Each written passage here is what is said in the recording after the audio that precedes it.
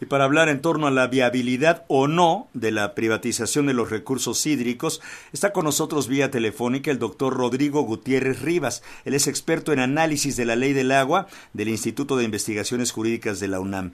Muy buenos días, doctor. Muchísimas gracias por su tiempo. Gracias. Buenos días, gracias a ustedes. Doctor, sí se le puede llamar privatización o no con estos decretos en secreto que firmó Enrique Peña Nieto el pasado 6 de junio. ¿Qué podemos pensar los mexicanos? Bueno, el decreto en sí mismo no es privatizador, digamos. El decreto lo que hizo fue modificar el régimen del agua, el régimen legal, de un porcentaje muy significativo de agua en el país, de 289 cuencas, y lo que se hizo fue transitar de un régimen de veda, o sea que es un régimen muy restrictivo en donde no se puede tocar el agua, ni el gobierno la puede tocar, a un régimen más laxo, más abierto, que es el régimen de reserva. Al hacer esa modificación, un porcentaje del agua reservada se utiliza para la naturaleza y para el medio ambiente, y la medida se vendió así. Era supuestamente una modificación legal para garantizar el agua a la naturaleza, pero lo que no se dijo menos, es que al transitar del régimen de veda al régimen de reserva, se habilitó la posibilidad de otorgar concesiones en el agua que no se le va a entregar a la naturaleza, digámoslo así. Exacto, esa es justamente la discusión. En redes sociales, por ejemplo, se ha intensificado esta polémica sobre precisamente el destino de las aguas protegidas. Claro. ¿A dónde van a ir estas aguas? O sea, porque por un lado nos dice la naturaleza, pero por otro están las mineras, las refresqueras, claro, las cerveceras y todas estas industrias que pues utilizan grandes cantidades de este líquido vital. Pues ese es el problema. El problema es que hoy la Conagua, a partir de estos decretos, tiene la posibilidad de otorgar concesiones a quien ella decida. Y el problema es la naturaleza, digamos, política de la Conagua, o más bien la naturaleza del tipo de gestión que tenemos en este país, que es una gestión altamente centralizada. La Conagua es el único órgano que puede otorgar o quitar concesiones en toda la República, y además es muy opaca, porque incluso la ley así lo permite. El agua en este país es considerado un bien de seguridad nacional, y al ser de seguridad nacional, la información sobre el agua puede estar reservada. Bien. Entonces, opacidad y centralización en las decisiones, y además corrupción, porque sabemos que en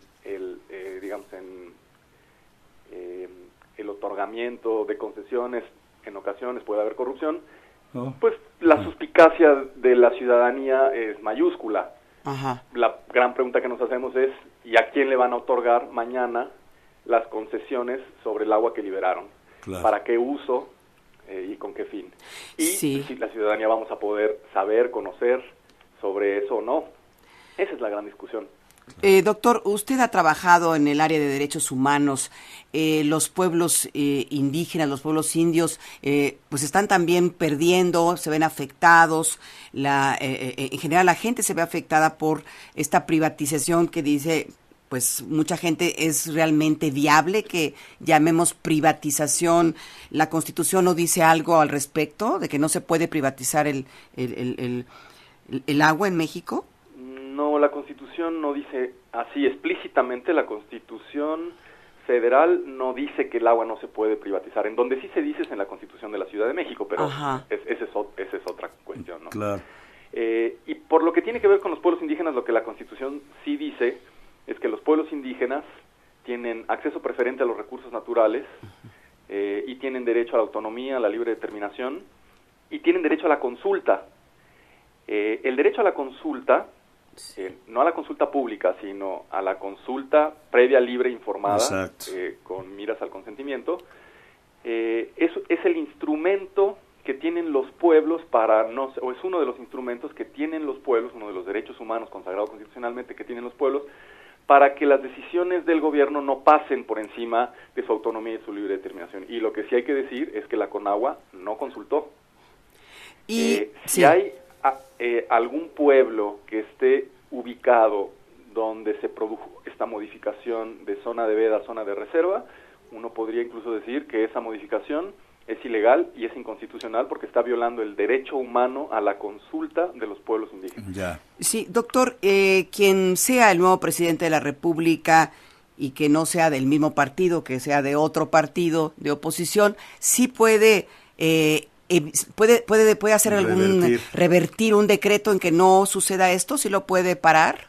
Sí, es facultad del Ejecutivo poder emitir los decretos para crear zonas de reserva o zonas de veda, sí se podrían revertir.